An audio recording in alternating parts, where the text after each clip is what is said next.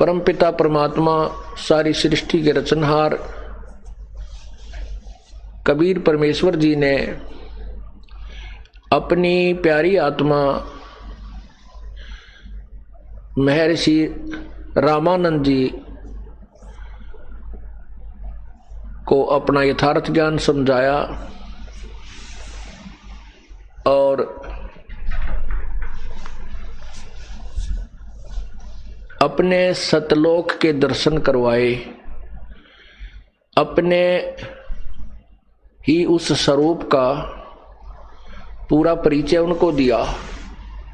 उसके बाद वही रामानंद जी जो पहले श्री विष्णु जी के पुजारी थे, भगवान शिव जी की आराधना करते थे, अन्य पूजाएं भी करते थे और भगवान शिव जी से अतिरिक्त भगवान विष्णु से अतिरिक्त वो किसी को सुप्रीम पावर नहीं मानते थे, वही फिर कहते हैं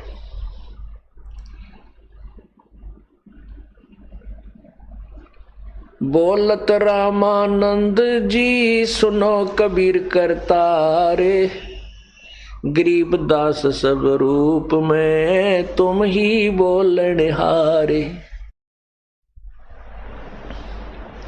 तुम साहेब तुम संत हो, तुम सतगुरु तुम हंस, गरीब दास तुमरे रूप बिना और न दूजा अंश।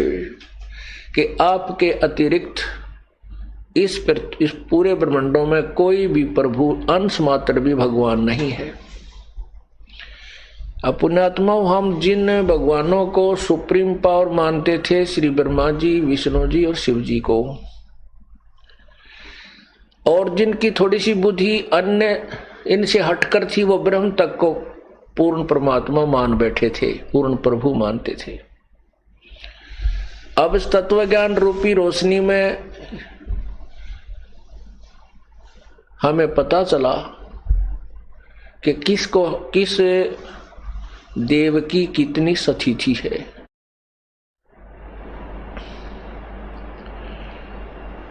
अब क्या हुआ कि तारा मंडल बैठ कर ये चांद बड़ाई खावे, उदय होया जब सूर्य कहा सौ तारों छप जावे। अभी तक जिन ज्ञानों को हम उत्तम मान रहे थे जैसे, और जिन भगवानों को हम समर्थ शक्ति मान रहे थे जैसे, अभी तक ब्रह्म भगवान को ही, इस काल को ही सभी ऋषि महर्षि अंतिम प्रभु मानते थे, और अन्य देवता इसी काल के ऊपर आधारित थे। और ये सभी देवताओं में ऐसे चमक रहा था लोक वेद के आधार पर, जैसे रात्रि में तारों के बीच में चंद्रमा शोभा पा रहा होता है, और जब सूर्य उदय होता है वो चंद्रमा देखने से भी मुश्किल से दिखाई देता है और तारे तो दिखाई नहीं देते।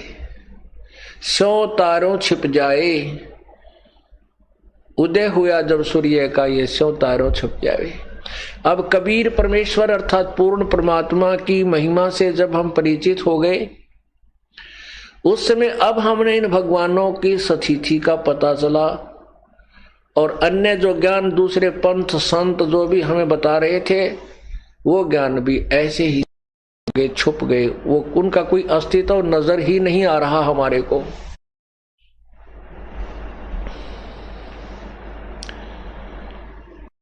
रामानंद जी प्रश्नोत्तरी फिर भी करते हैं, क्योंकि ये पुराना रंग अज्ञान का जो चढ़ा हुआ युगों युगों से जो हमारा रंग है, ये जल्दी सी दूर नहीं होता। फिर भी कोई ना कोई पापड़ी रह जाती है इसके ऊपर, कहीं ना कहीं कोई लेयर शेष रह जाती है। रामानंद जी ने प्रश्न किया कि हे परमात्मा कबीर भगवान, अब आपके मैंने साक्षात दर्शन हो चुके हैं, आपकी सतिथि से मैं परिचित हो चुका हूं, परंतु फिर भी मेरा ये अज्ञान जो है अब भी अंदर से मुझे कचोट रहा है। आपकी आज्ञा हो तो मैं कुछ प्रश्नोत्तर और करना चाहता हूं। परमेश्वर ने कहा कि स्वामी जी, आप मुझे अपना दास समझें, आप मुझे अपना शिष्य माने।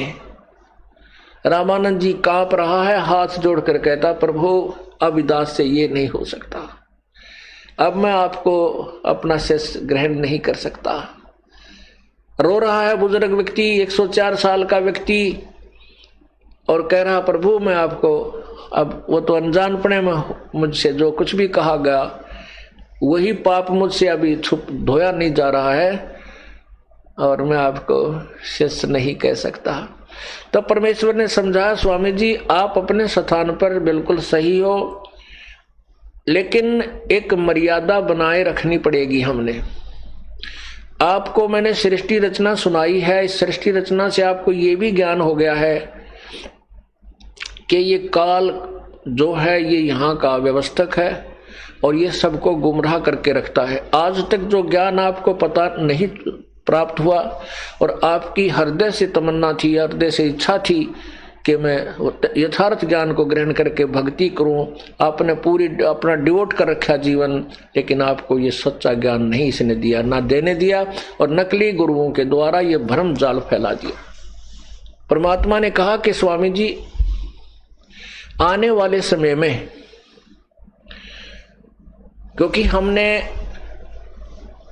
बहुत संख्या में अंशों को पार करना है, कलयुग में हमारा और काल का एक वायदा हुआ है।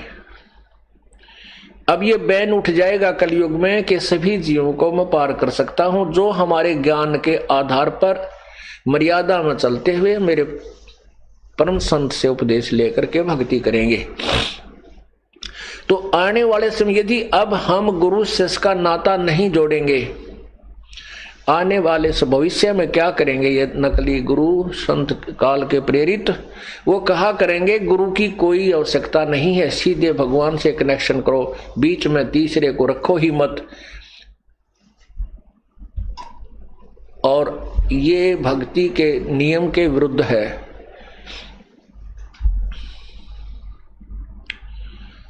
परमात्मा ने कहा, गुरु बिन माला फेरते, गुरु बिन देते दान, गुरु बिन दोनों निष्फल हैं, चाहे पूछो वेद पुराण।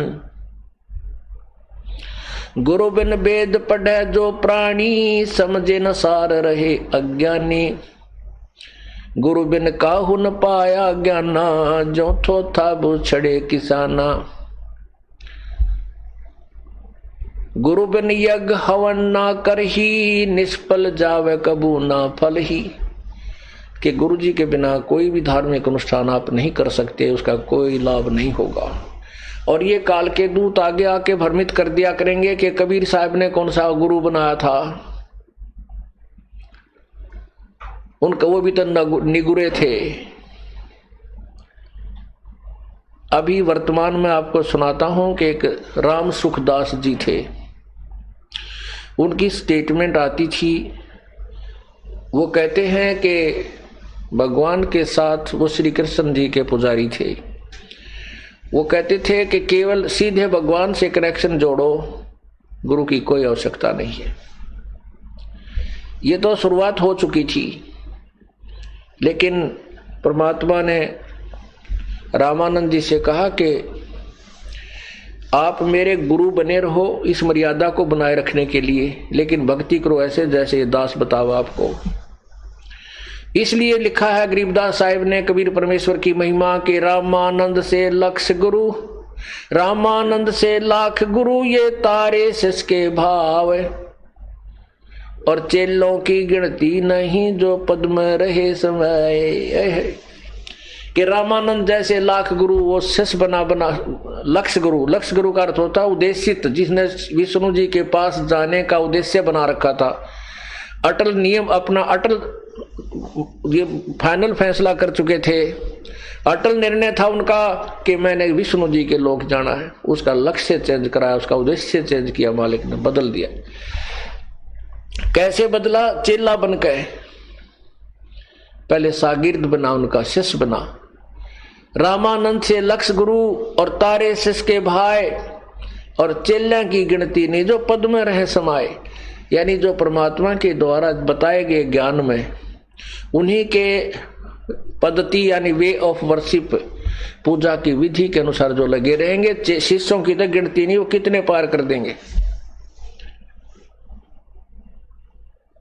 इस बात को रामानंद जी ने एक परमात्मा का आदेश मान करके स्वीकार किया कि मैं अपने मुख से आपको शिष्य नहीं कहूंगा, लेकिन जनता की दृष्टि में आप भले ही मुझे गुरु मानते रहो, मेरी दृष्टि में आप मेरे भगवान बने रहोगे। अब रामानंद जी प्रश्न करते हैं कि हे कबीर जी, जैसे श्री कृष्ण जी ने गोवर्धन पर्वत को उठा लिया था बगैर शक्ति के, परमात्मा, हमने इसी आधार पर इसको भगवान मान लिया था। तो कबीर परमेश्वर ने कहा कि गोवर्धन श्री कृष्ण धारो द्रोणो गिरी हनुमंत, शेष नाग सब सृष्टि उठा रहा, फिर इनमें कौन भगवंत। परमात्मा ने कहा यदि आप जी की बुद्धि केवल इतना ही काम कर रही थी कि श्री कृष्ण जी ने एक गोवर्धन पर्वत उठा लिया गिरिराज को, तो हनुमान जी द्रोणागिरी पर्वत को उठाकर लाए आप ही की कथाओं में, और आप ही के दंत कथाओं में, आप ही के लोक वेद से आप कह रहे हो कि शेष नाग ने सारी सृष्टि यानी एक ब्रह्मांड को उठा रखा है। तो भगवान कौन हुआ? शेष नाग हुआ श्री कृष्ण जी। श्री कृष्ण जी तो इस पृथ्वी पर खड़ा था, जो शेष नाग न ठा रखी, और उस पर से एक पत्थर उठा लिया, उसकी तुलना में एक पहाड़, तो भगवान कौन, किसको मानोगे? अब रामानंद जी ऐसे निर्णायक उत्तर सुनकर के गदगद हो जाता है, आंखों में पानी भर लेता है। उस बालक के मुंह की तरफ देख रहा है, बुजुर्ग व्यक्ति जैसे अपने पोते ने प्यार में देखा करे, और वो तो सामने भगवान बैठे। तो उसमें फिर परमात्मा कहते हैं, फिर वो प्रश्न करता भगवान, रामानंद जी ने प्रश्न किया कि भगवान श्री रामचंद्र यानी विष्णु जी ने समुद्र के ऊपर पत्थर तरा दिए थे, हम तो इस कारण से उनके ऊपर इतने आसक्त थे कि वो तो भगवान न पड़े हैं। परमात्मा कहते हैं तुमने ये ना पता वो पत्थर तराए किसने थे, वो पत्थर कैसे तैरे थे। श्री रामचंद्र जी तो 3 दिन तक समुद्र में घुटनों पानी में खड़े होकर के याचना कर रहे थे, लेकिन क्या याचना कर रहे थे कि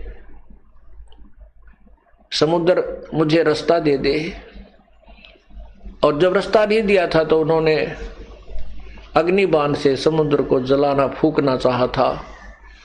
तब समुद्र ने विपर रूप बना करके बाहर आकर के कहा था कि हे भगवान, यदि आप मुझे जला डालोगे तो भी आप वहां नहीं पहुंच सकोगे श्रीलंका में, क्योंकि ये सब जल सूख जाएगा और ये एक गड्ढा बन जाएगा बहुत गहरा, और पृथ्वी का सारी स्थिति समाप्त हो जाएगी। ना जाने इसमें कितना संसार प्राणी बसे हुए हैं, ये सब मर जाएंगे, नष्ट हो जाएंगे। आप ऐसा कीजिए, सर्प भी मर जाए और लाठी भी ना टूटे।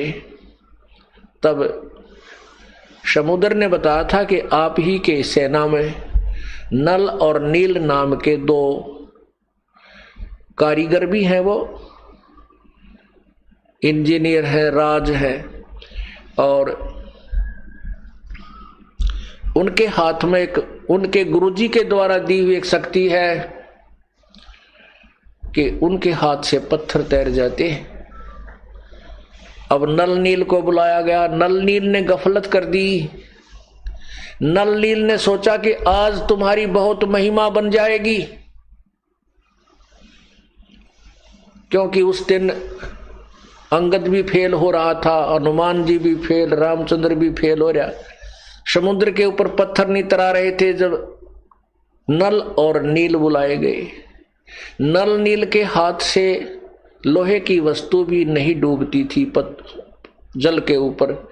उसको आशीर्वाद परमात्मा कबीर जी कहते हैं, मैंने उनको वो शक्ति दे रखी थी। त्रेता युग में मैं मुनिंदर नाम से प्रकट हुआ था, जैसे वर्तमान में कबीर नाम से प्रकट हूं।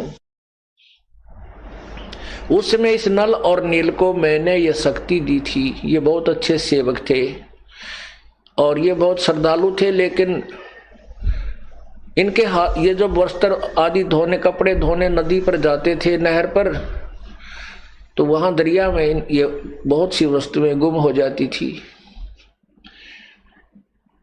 तो मैंने इनको आशीर्वाद दे दिया था, बेटा तुम्हारे हाथ से कोई भी वस्तु जल में नहीं डूबेगी।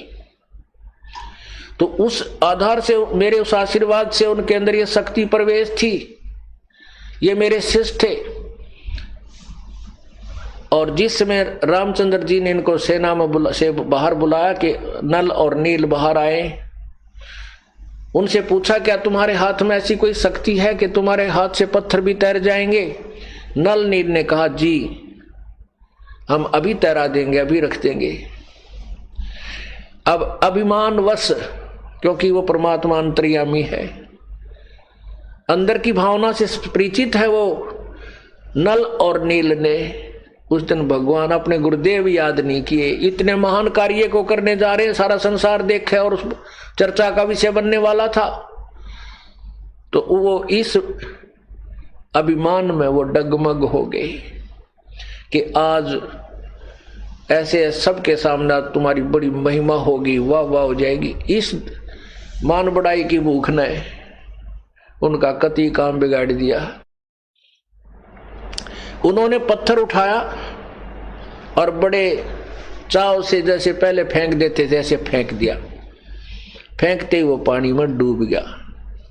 दूसरा डाला, दूसरे ने डाला, वो भी डूब गया।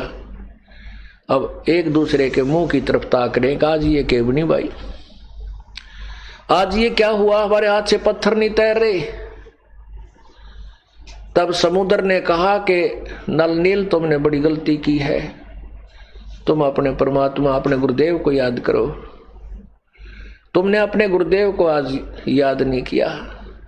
तब नल नील ने अपनी गलती महसूस की कि आज तो बहुत भारी गलती बन गई। तब परमात्मा कबीर मुनिंदर कहते हैं कि मुझे उन्होंने हृदय से याद किया। और परमात्मा कबीर जी बता रहे हैं कि मेरे साथ यहाँ के भगवान 21 ब्रह्मांड के मालिक ब्रह्म का ने मेरे से भीख मांगी थी कि मेरा बेटा मेरा अवतार बनकर जाएगा और ऐसे ऐसे घटना उसके साथ घटेगी। समुद्र पे पुल उस कृष्ण विष्णु से नहीं बनेगा, रामचंद्र से नहीं बनेगा। आप दया करिए, मेरे बेटे की मदद करना और समुद्र पे पुल बनवाना प्रभु। मैंने उसको तथास्तु कह रखा था, इसलिए मैंने वहां जाना जरूरी था। अपने उस प्रॉमिस के अनुसार मैं वहां गया।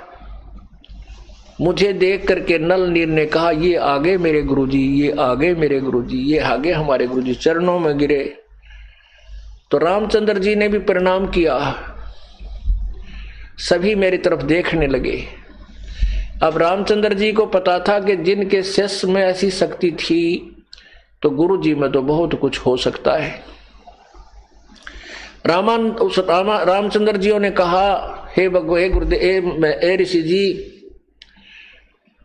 हमारे ऊपर एक बहुत बड़ी आपत्ति आई है।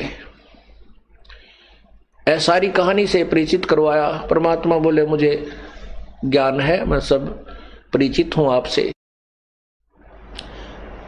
तो रामचंद्र जी ने कहा कि हमने समुद्र के ऊपर पुल बनाना है। मेरे दुर्भाग्यवश आज आपके शिष्यों में यह शक्ति नहीं रही जो इनके हाथों में पहले थी। समुद्र पर जो है ना पत्थर तैर जाते थे, आज इनके हाथ से पत्थर भी नहीं तैरे। ये मेरा ही दुर्भाग्य है प्रभु ऋषि जी।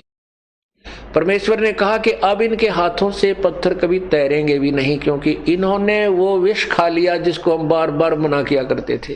कहते हैं, राज तजना सहज है, सहज त्रिया का ने, मान बड़ाई ईर्षा ये दुर्लभ तजना। ये राज भी त्याग सकते हो, अपनी स्त्री को भी त्याग सकते हो, लेकिन मान बड़ाई को जीव नहीं छोड़ सकता। और जब तक ये नहीं हमारे से दूर होगा ये गंध, तब तक हम प्रभु के निकट जाने योग्य नहीं होंगे। इन्होंने वो मान बड़ाई का विष खा लिया, आज इनके हाथ में वो पावर नहीं रही। तब अब यहां परमात्मा क्या बताते हैं, जैसे माता गर्भ को रख यत्न बनाए, ठेस लगे तो छन होवे तेरी ऐसे भक्ति जावे। जैसे किसी बहन को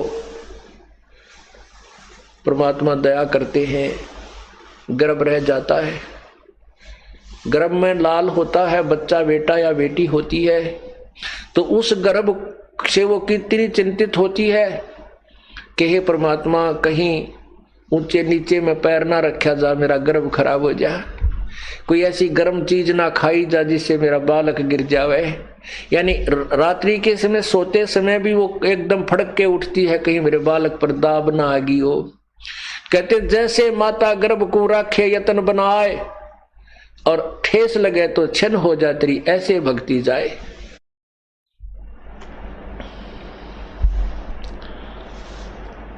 परमात्मा कहते हैं अपनी इस भक्ति रूपी गर्भ को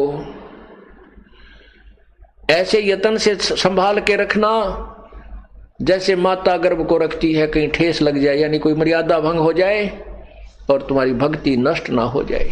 इतने चिंतित रहोगे तो तुम इस भक्ति रूपी लाल को सफल कर पाओगे।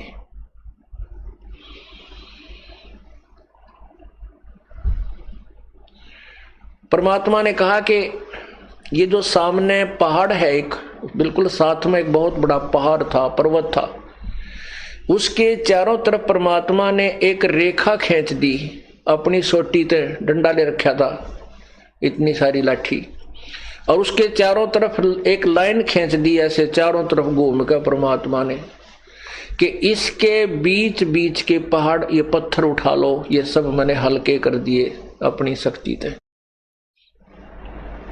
वो पर्वत के वो पत्थर उठाए गए, उनको छोल छाल के ये नल नील फिर कारीगर भी थे, इन्होंने अपने उस कारीगरी से उनको छोल छाल के सेट करके उनमें जचाते एक दूसरे में फंसा के और रखने शुरू किए। वो पत्थर तैर गए और समुद्र पर पुल बना था।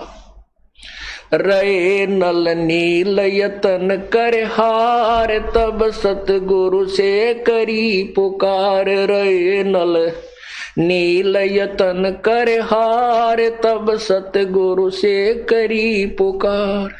जा रेखा लिखी अपार सिंधु पर सलात रहने वाले। जा सत रेखा लिखी अपार सिंधु पर सलात रहने वाले। धन धन सतगुरु सत कबीर भगत की पीड़ मिटाने वाले। धन धन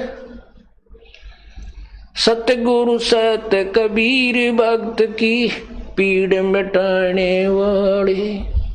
भक्त की पीड़ मिटाने वाले, भक्त की पीड़ मिटाने वाले। धन धन सतगुरु सत कबीर भक्त की पीड़ मिटाने वाले।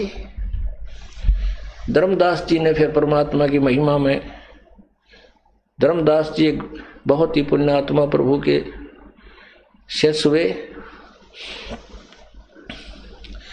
उन्होंने परमात्मा की महिमा से परिचित होने के बाद फिर उनकी महिमा में ये वचन कहे थे कि रहे नल नील यतन कर हार तब सतगुरु से करी पुकार। आपने जा सतरेखा खींची अपार सिंधु पर सला तराने वाले। धन धन सतगुरु सत कबीर भगत की पीड़ मिटाने वाले।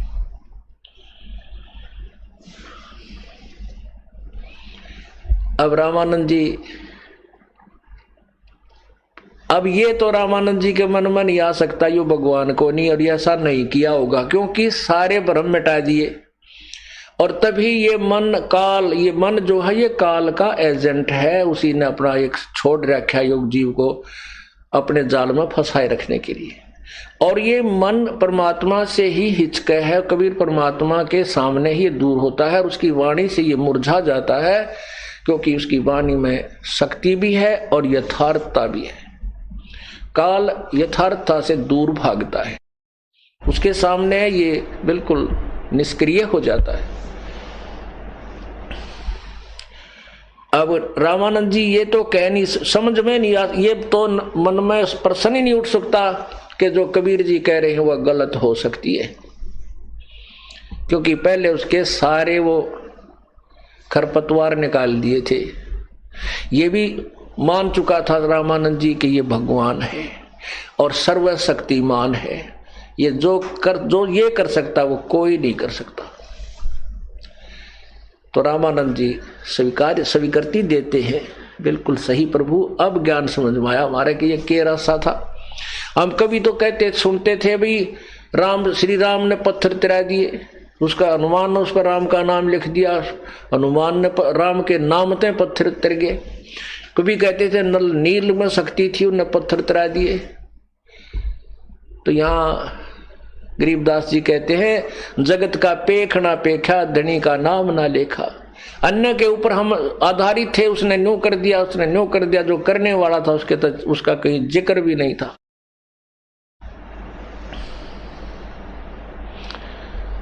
तब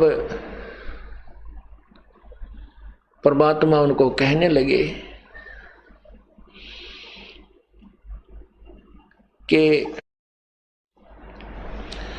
यदि आपकी बुद्धि काल ने बंद कर रखी है सभी प्राणियों की, जो मेरी शरण में नहीं आते तब तक, जैसे कि आपने इसी बात से श्री रामचंद्र जी को सुप्रीम पावर मान लिया कि उसने समुद्र पर पुल बना दिया। चल आपकी बात को हम बड़ी मानते हैं कि यही मान लेते हैं। तो अगस्त ऋषि ने ये सारे सातों पी लिए थे, रामचंद्र जी कहते पाइया पानी बिना घट्या, और अगस्त ऋषि ने कहते हैं, उन्हीं की कथाओं में आता है पुराणों में कि अगस्त ऋषि ने ये सातों समुद्रों को एक ही घूंट में पी लिया था। सिद्धि होती है, एक सिद्धि सब सागर पीवे, एक सिद्धि जो बहु जुग जीवे। ये सिद्धियां होती हैं, लेकिन सिद्धियां भगवान के पाने में शत्रु हैं, बाधक हैं, ये विष है, हमने इनका प्रयोग नहीं करना चाहिए। और सिद्धियां हमारी भक्ति जो हम कर देंगे परमात्मा की साधना, इससे सिद्धियां आप पा जाएंगी, इनकी हमें आवश्यकता नहीं है, हमने इनका प्रयोग भी नहीं करना है। हमने तो केवल अपनी जो भक्ति पार होने के लिए करना। और ये ऋषि लोगों को काल ने कैसी साधना दे दी कि ऐसी साधना करते रहे जिससे सिद्धियां प्राप्त होती रही। और सिद्धियों में ऐसे किसी के पास एक सिद्धि होगी, गणे डले डोलिए तो 2 होगी, ज्यादा कर दिया 3 होगी। तो जिसके पास ज्यादा सिद्धियां वो यहाँ का अन्य संतों ऋषियों में ज्यादा प्रसिद्ध हो गया, वो उसकी ज्यादा प्रशंसक लोग उसके हो गए, और ये फिर सारे सभी काल के जाल में रह गए। तो परमात्मा क्या कहते हैं, समुद्र पाट लंका गयो, सीता को भरतारे, अगस्त ऋषि ने सारे पी लिए, इनमें कौन करता रे। एक सीता का पति, और मान लीजिए समुद्र ने के ऊपर पत्थर तिरा कर समुद्र वहां तक चला भी गया, तो इसी से आपने भगवान मान लिया। अगस्त ऋषि ने ये सातों पी लिए थे, तो इनमें कौन भगवान हुआ। फिर क्या कहते हैं,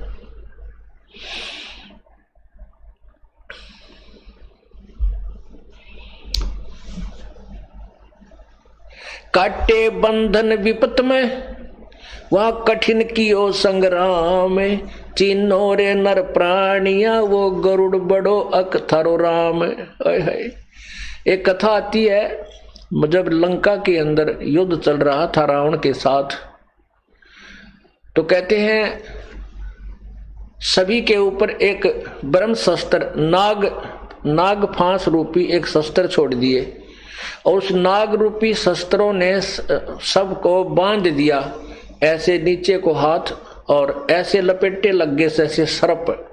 इतने सर्प प्रकट हो गए कि सभी ने, सारी सेना इंक्लूडिंग रामचंद्र और लक्ष्मण, सबको बांध दिया ऐसे जैसे ईंख की पूड़ी खड़ी हो, ईंख बांध रखा हो ना, कभी देखा हो आपने, ऐसे बांध दिए। हाथ चारों तरफ से जकड़ दिए, वो टस से मस नहीं हो रहे, सारे स्तंभ की तरह वो सटील हो गए, खड़े हो गए। तब कहते हैं गरुड़ को याद किया गया, गरुड़ पक्षी को, और गरुड़ पक्षी ने आकर श्री रामचंद्र जी के बंधन काटे। अब कबीर परमात्मा कहते हैं काटे बंधन विपत में, वहां कठिन कियो संग्राम, चिन्हो रे नर प्राणिया, वो गरुड़ बड़ो अकथारो राम। अब वो भगवान राम शक्तिशाली है, वो गरुड़ शक्तिशाली हुआ जो राम के भी बंधन काटे उसने। अरे थारा गजब हो यो परमात्मा, इसीलिए तो कह रहे हैं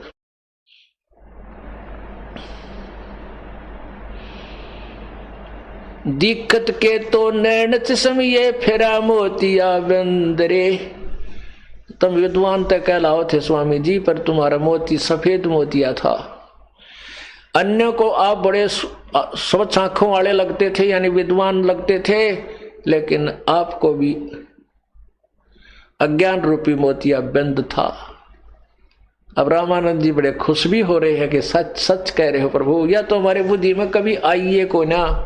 रामचंद्र जी जब बंधे पड़े थे, वो कति असहाय थे, उसमें गरुड़ ने आकर वो सारे बंधन काटे, वो नाग खाए। जब भगवान निर्बंध हुए तो वही ये समर्थ शक्ति तो कोई ना थे।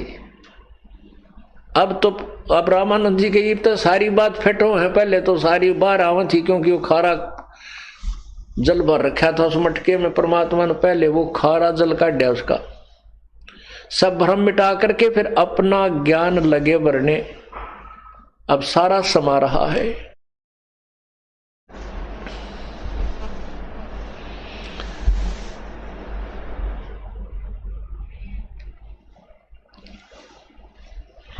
रामानंद जी ने फिर प्रश्न किया, कुछ देर शांति सी करके कहने लगे परमात्मा एक खरपतवार और उठ गया। प्रभु बोले सारे बता, क्योंकि जब तक संशय जीव के समाप्त नहीं होंगे ये भक्ति नहीं कर सकता। रामानंद जी ने कहा कि भगवान, एक समय अर्जुन को अभिमान हो गया था कि कहने लगा था भगवान मेरे जैसी सेवक आपका कोई नहीं। उसके भ्रम को मिटाने के लिए कि सेवक था भाई इतना देखे को नहीं, अर्जुन चल तुझे सेवक दिखा के लाता हूं। मन में भगवान ने, श्री कृष्ण ने ऐसा सोचा। कहते हैं वो राजा मोरध्वज के वहां पर गए थे, दो साधु का रूप बनाकर दोनों, और मोरध्वज अपने पुत्र ताम्रध्वज को राज तिलक करने वाला था, यानी उसको गद्दी पर बैठा रहा था। अब पहले संत होया करते थे और वो सिद्धि वाले होते थे, और सभी को पता होता था कि जो परम संत हैं वो जो मांगे उनको ना नहीं करना चाहिए, और उनकी शब्द में शक्ति होती है, वो कुछ और ही अच्छा लाभ दे जाते हैं, ऐसा उनको पूरा विश्वास था। तो भगवान श्री कृष्ण और श्री अर्जुन, और उन्होंने अपनी माया से एक शेर ले लिया, शेर प्रकट कर लिया। तीनों के तीनों मोरध्वज राजा के दरबार में चले गए। मोरध्वज राजा ने कहा आओ बैठो ऋषि संतजन और भोजन की बताओ।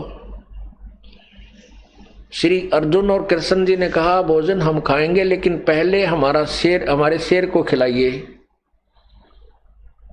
ये मांस खाएगा। राजा ने कहा जो आज्ञा आपकी। श्री कृष्ण जी बोले साधु रूप में कि और सुन राजन, ये शेर मनुष्य का मांस खाता है, ये जो है ना किसी अन्य प्राणी का मांस नहीं खाता। राजा ने कहा जैसी आपकी आज्ञा, इनको मनुष्य का मांस ही खिलाएंगे। फिर कहने लगा सुन बात और सुन, ये किसी कदे कोई पल्लेदार न पकड़ लिया हो, ये उसका मांस नहीं खाएगा, ये तुम्हारे अपने ही परिवार के सदस्य का, तुम तीनों में से एक का मांस खाएगा। राजा कहने लगा जो आपकी आज्ञा, हम तीनों में से ही आपके शेर का आहार देंगे। अब वो तीनों जने वहीं खड़े हैं। कौन? मोरध्वज, उसकी पत्नी और पुत्र ताम्रध्वज। मोरध्वज कहता है पिताजी,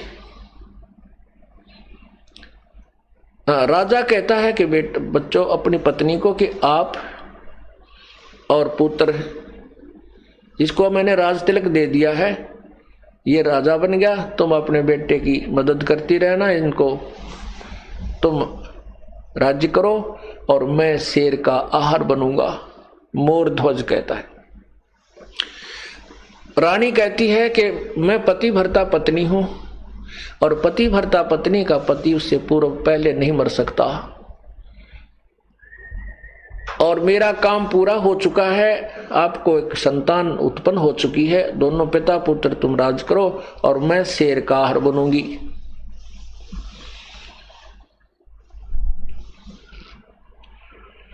जब माता पिता का ऐसा संवाद चल रहा था तो ताम्रध्वज बेटा कहता है कि माता पिता, मैंने आपसे जन्म लिया, अभी तक आपने मुझे पाला ही पाला है, मैंने आपकी कोई सेवा नहीं की, मेरे ऊपर आपका ऋण शेष है, तो मुझे शेर का आहार करो।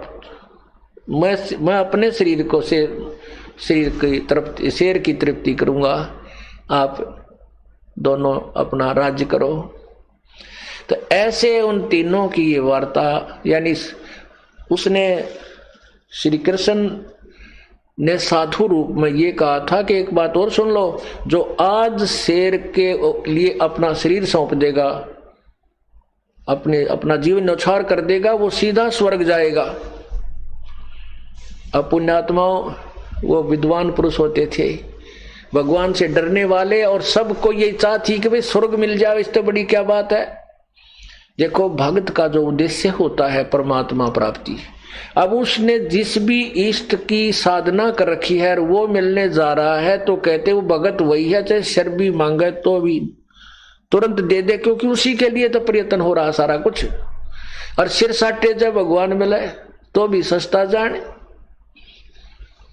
तो इस बातों से वो परिचित होकर के उन्होंने स्वर्ग तक का बेरा था, ज्ञान था, तो उसी की चाह थी। और आज संत कह रहा है कि जो आज शरीर देगा उसको स्वर्ग मिलेगा, तो अब कहते हैं वैराग नाम है त्याग का इन 5-25 माह। अब ये वैराग्य है कि इसके अंदर लोभ भी हो, लालच हो तो ऐसा हो, बेईमान ना हो तो ऐसा हो। तीनों के अंदर ये उमंग थी कि आज मेरा दाव लग जा, ये फिर देख लेंगे, आज मेरा दाव लग जा, मैं स्वर्ग चला जाऊं, ये शरीर मेरा जो है ना काम आ जाओ आज संत के। और ये कह रहे हैं कि तुम्हें स्वर्ग मिलेगा, क्योंकि संत के वचन अटल माने जाते थे। अब तीनों ने लालच आ गया, रानी अपनी अटकर लावत मेरा सूत बैठ जा, स्वर्ग जाने का, शरीर तो खत्म होना ही आज ना तो कल होएगा। अब लड़का अपना लालच सोच रहा है कि माता पिता मार गए, दाव तो रह गया, तो उसने अपनी तरफ से दाव लगाया कि मेरा दाव लग जाए, मेरा शरीर शेर के काम आ जाए, मैं स्वर्ग चला जाऊं। तो कहते हैं लोभ करे तो ऐसा करे, बेईमान ना करे तो ऐसा करे, भगवान की तरफ समर्पण का। तब श्री कृष्ण जी कहने लगे भाई तुमने कुछ ये क्या नाटक बना रखा है, ये शेर भूखा मर जाएगा, इतने तुम्हारा फैसला होगा। तो तीनों ने कहा कि आप हमारा निर्णय कर दो, आप जिसका आज्ञा दोगे उसी का मांस जो है हम आपको समर्पण कर देंगे। श्री कृष्ण ने कहा कि भाई तुम अपने पुत्र का मांस और हमारे शेर के निमित्त कर दो, और पुत्र को तुम दोनों अपने हाथ से काटो, स्नान करके इसके सिर पे आरा चलाओ। और एक ध्यान रखना, इसका जो लेफ्ट का जो यानी बायां जो अंग है, इसको जैसे बीचों बीच काटा जाएगा तो लेफ्ट साइड जो होगा बायां अंग उसको बाहर फेंक देना। इसको शेर नहीं खाएगा, केवल राइट को खाएगा।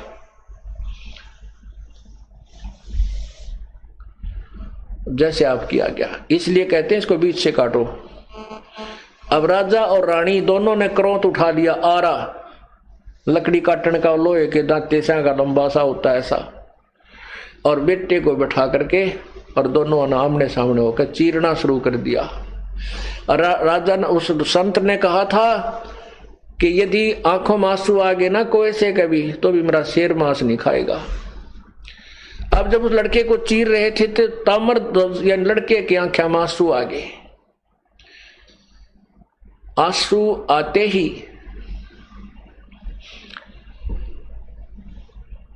और वो इतने मुहारा चल ही रहा था और तामर ध्वज के प्राण पखेरु उड़ गए।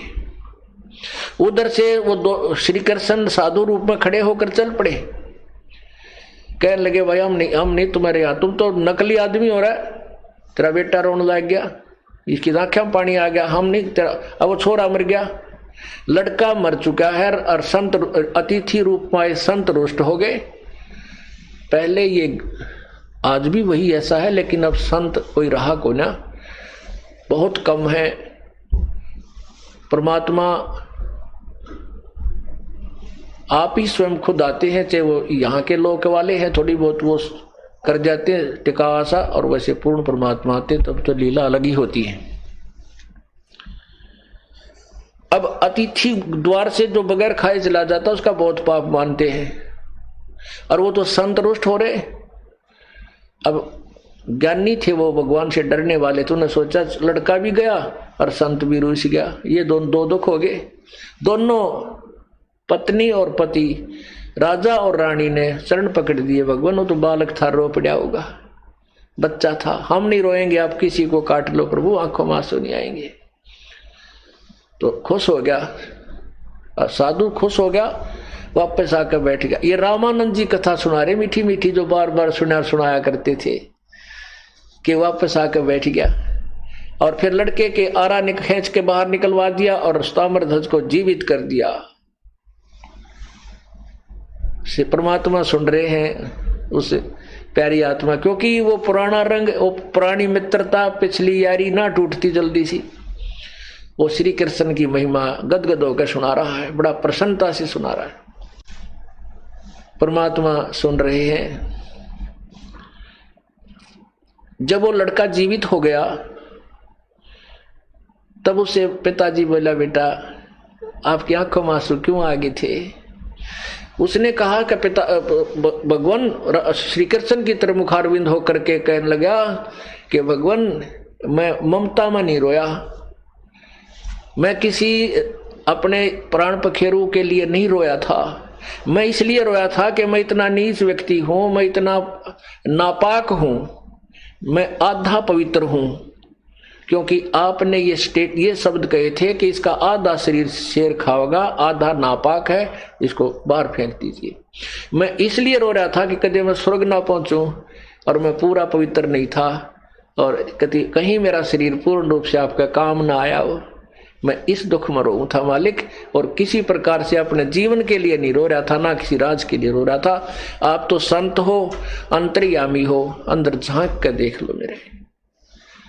तब कहते हैं श्री कृष्ण जी ने ताम्रध्वज बेटे को सीने से लगा दिया और बोल, मोरध्वज उसके बाप को बोला कि जो बेटा बाप ने काट दिया संत के लिए, कहते मांग मोरध्वज, तुझे पूरी पृथ्वी का शासन दे देता हूं, मांग तुझे मैं स्वर्ग में बहुत लंबे समय तक बैठा देता हूं। तब मोरध्वज ने क्या मांगा कि भगवान मुझे दीजिए भक्ति और भाव सदा संतन परवानी, मुझे भाव भक्ति दे दो, मुझे राज नहीं चाहिए। तो पुण्यात्मा, हमने मांगना भी ना आता भगवान थे, हमने यही मांगना चाहिए, परमात्मा भक्ति भाव दीजिए, कि उसके अंदर फिर सारा ही कुछ आ जाता है। एक लड़की की शादी हुई कहीं, उनके घर में झगड़ा रहने लगा, उसका पिता बुला लिया। पिताजी ने पूछा भी क्या क्या झगड़ा है तुम्हारा, क्या बात है, मेरी बेटी में क्या दोष है। उसकी सास बताने लगी, या दही खा जा, घी खा जावे हैं, और नू कर ले, फलानी कर ले। तो उसका पिता बोला, बेटी दूध पी लिया कर छक्के तू, उसमें घी भी, दूध वो घी भी आ गया और मलाई भी आ गई, दही भी आ गई, एक के में सारे काम हो गए। तो ऐसे ही भक्ति मांगने से हमें सब कुछ मिल जाता है। यहाँ के जो संसारिक सुख है, इस भक्ति में ही है सारा कुछ।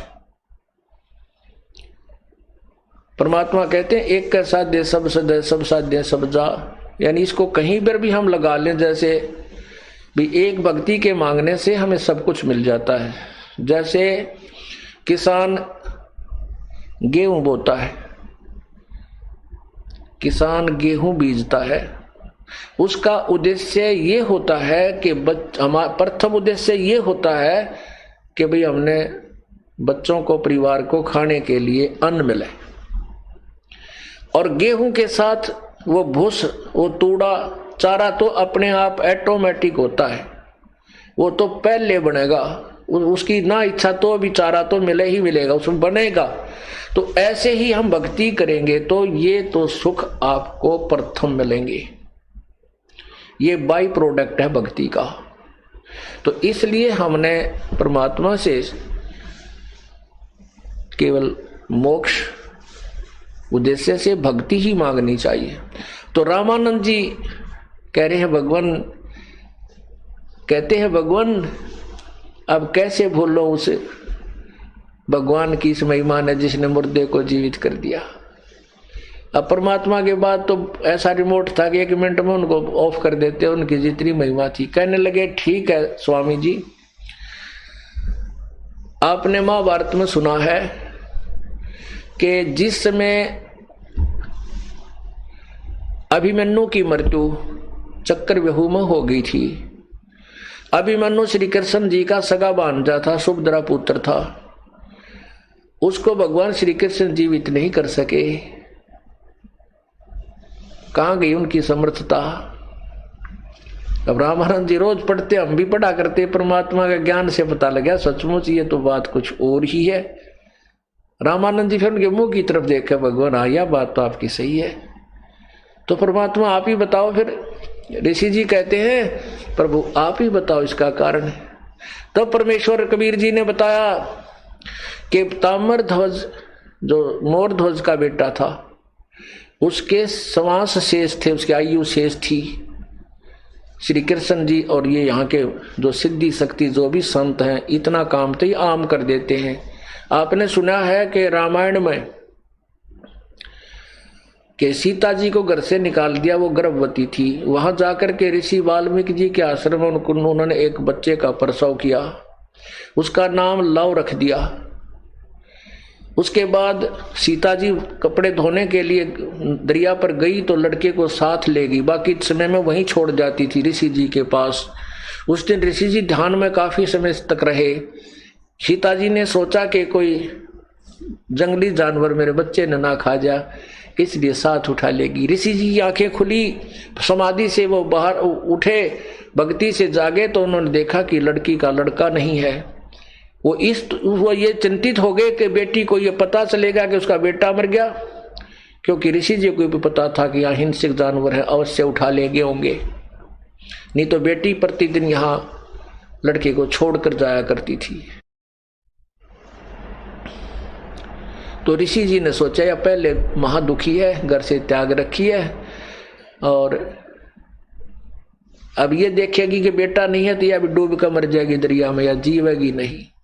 इस उद्देश्य से महर्षि वाल्मीकि जी ने अपनी भक्ति कमाई तो एक डाब का पत्ता उठाया, तोड़ा, घास जिसको कुश बोलते हैं, कुश, उस कुशा का, तो उस कुशा से कहते हैं वो एक लड़का उत्पन्न कर दिया अपनी शक्ति से, और उसका नाम पहले तो लव ही था, क्योंकि वो तो गुप्त रखना चाहते थे। जब सीता जी कपड़े धो करके वापस आई, लड़के को गोदी में लिए हुए थी, ऋषि जी ने पूछा बेटा ये पुत्र किसका है? और सीता जी ने पूछा पिताजी ये पुत्र किसका है? तब ऋषि जी ने कहा बेटी ये भी तेरा ही समझ। सीता जी ने सारी बात कहानी बताई कि जी ऐसे ऐसे आज अब भक्ति से उठे नहीं थे, एक बार तो मैं बच्चे को छोड़कर चली गई थी, फिर मेरा दिल नहीं डटा, अब मैं वापस आई तो भी आप समाधिस्थ थे, और मैं पहले कहकर चली गई थी पिताजी मैं कपड़े धोने जाती हूँ, बच्चे को संभालना। तो बेटी मैंने सोचा तो बच्चे को यहीं छोड़ गई है, और मैंने सोचा कि कोई हिंसक जानवर इसको खा गया है, इसलिए बेटी मैंने एक लड़का और अपनी भक्ति कमाई से आपके लिए तैयार कर दिया था, अब दोनों को पाल ले तू। तो परमात्मा बोले ये तो एक ऋषि वाल्मीकि ने कर दिया यो काम, एक लड़का नया बना दिया अपनी शक्ति से, क्या इसमें फिर वो भगवान नहीं थे और यही भगवान माना? तो श्री कृष्ण परमात्मा बता रहे हैं कि ये भगवान जो संत है, ऋषि हैं, ये जो यहाँ के भगवान हैं, ये आयु नहीं बढ़ा सकते किसी की, ये केवल प्रारब्ध दे सकते हैं। जैसे श्री ताम्रध्वज जो पुत्र था उसकी आयु शेष थी, और इतनी शक्ति इन भगवानों में है कि इस शरीर को ये मर जा तो जीवित भी कर सकते, अगर श्वास शेष है तो। आयु शेष नहीं है तो ये कुछ नहीं कर सकते। इसीलिए अभिमन्यु का प्रारब्ध इतना ही था, चक्कर व्यहू में मरना था, उसकी आयु शेष नहीं थी, इसलिए श्री कृष्ण जी अपने सगे भांजे को जीवित नहीं कर सके। सुभद्रा रो रही थी, टक्कर मार मार के अपने भाई से लिपट लिपट कर उस भगवान श्री कृष्ण के। श्री कृष्ण रो रहा था, यदि वो समर्थ शक्तिशाली होते तो उस बच्चे को जीवित कर देते, उसकी उम्र बढ़ा देते, नहीं बढ़ा सकते। ये तो केवल एक परमात्मा पूर्ण ब्रह्म मैं हूं, कबीर परमेश्वर कहते हैं मैं सब कुछ कर सकता हूं। अब रामानंद जी बड़ा गदगद हो रहे, रतरा गजब हो या तो बात कदे मन में भी ना आई थी कि अभी मनो क्यों ना जीवित किया इसने, मोर दोस्त का लड़का जाके उड़ा बाहर का जीवित करवा दिया, अपनी बहन का बेटा जीवित नहीं हो सका।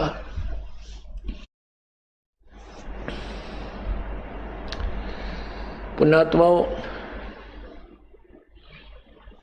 परमात्मा की परिभाषा आपको सुनाई जा रही है।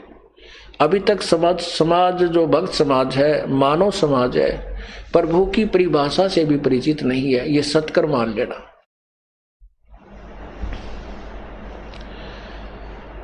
अब देखो, किसी वस्तु के गुण लिखे हैं और वस्तु रखी है, और उसके साथ में दूसरी वस्तु रखी है, उसके भी गुण लिखे हैं, तो दोनों के गुणों को पढ़कर ही उसमें डिफरेंशिएट किया जा सकता है, कौन बहुमूल्य है, कौन कम मूल्य वाली है, न्यून मूल्य की। अब जैसा इन भगवानों में शक्ति थी वो तो हमने घने दिनों से सुनते आ रहे हैं, युगों युगों से ये सुनते आ रहे थे। श्री कृष्ण जी ने ये कर दिया, सुदामा का महल बना दिया, श्री कृष्ण जी ने मोरध्वज के बेटे ताम्रध्वज को आरे से चीर दिया था, उसको जीवित कर दिया। ये तो एक हिंदू समाज, पवित्र हिंदू समाज के अंदर जनसाधारण जुबान पर था और किसी को नकारा नहीं था। जो भी चर्चा करता था तो उसको सेकंड कर देते थे, बिल्कुल सही है, सभी खुश होते थे। हाँ, भगवान ने पढ़े थे, श्री कृष्ण जी जैसे तो को भगवान ने कोई ना, विष्णु जी के अवतार थे, ये सतगुण भगवान है। तो किसी भी हिंदू समाज में नो डाउट था, कोई भी किसी को शंका थी है कोई नहीं, ये भगवान पूर्ण कोई ना। इनकी यही महिमाएं सुनाकर जो हम हजारों लाखों वर्षों से यही रिपीटेशन, यही आवर्ती होती आ रही थी। तो अब हम आपको उस समर्थ शक्ति परम पिता परमात्मा की महिमा सुनाते हैं।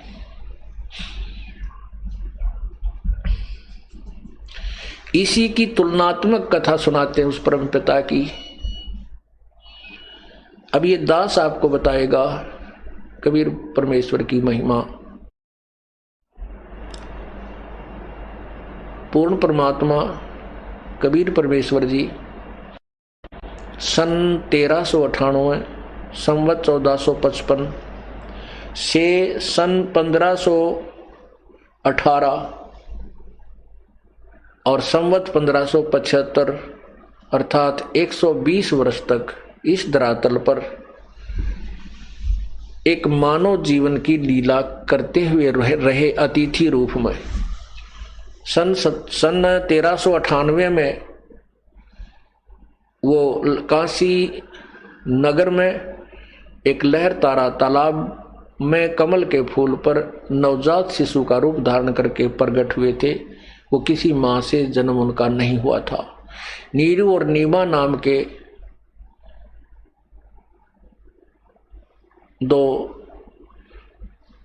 नीरू और नीमा नाम के दंपति निसंतान